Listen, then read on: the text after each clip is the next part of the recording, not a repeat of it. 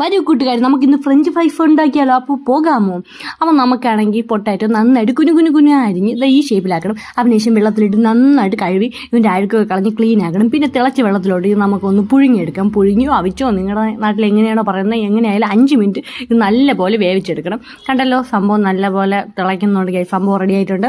അപ്പോൾ ഇതിന് ശേഷം വേറൊരു പാനിലോട്ട് മാറ്റണം. കണ്ടല്ലോ, ഒരു തുള്ളി വെള്ളം പോലും പാടില്ല. അപ്പോൾ ടിഷ്യൂ പേപ്പറൊക്കെ വെച്ച് നന്നായിട്ട് വെള്ളമൊക്കെ നല്ലപോലെ കളഞ്ഞ് നല്ലപോലെ ആക്കി. വെള്ളമൊന്നും പാടില്ല കേട്ടല്ലോ, എന്നാലും വടി പോലെ ഇരിക്കുള്ളൂ. അതിന് ശീവിലോട്ട് കുറച്ച് കോൺഫ്ലവറും കൂടെ ഇടണം. സംഭവം എന്നാലും നല്ല സ്മൂത്ത് ആയിട്ടിരിക്കുള്ളൂ.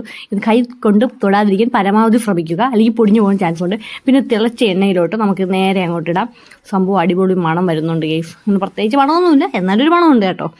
സംഭവം ഉപ്പും കൂടി ഇട്ട് സംഭവം റെഡി. അപ്പോൾ നമുക്ക് ടേസ്റ്റ് ചെയ്ത് നോക്കാം. ഫസ്റ്റ് വിസ്കിക്ക് തന്നെ കൊടുത്തു നോക്കാം, അവൻ്റെ റിയാക്ഷൻ എന്താണെന്ന് എനിക്കറിയണം.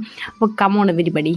എന്താ വിസ്കി കഴിച്ചിട്ട് ഒരു പുച്ച ഭാവമാണ്, പക്ഷേ സംഭവം കൊള്ളാം കേട്ടോ. എല്ലാം ട്രൈ ചെയ്ത് നോക്കുക. അപ്പോൾ നമുക്ക് അടുത്ത വീഡിയോ കാണാം. ബൈ.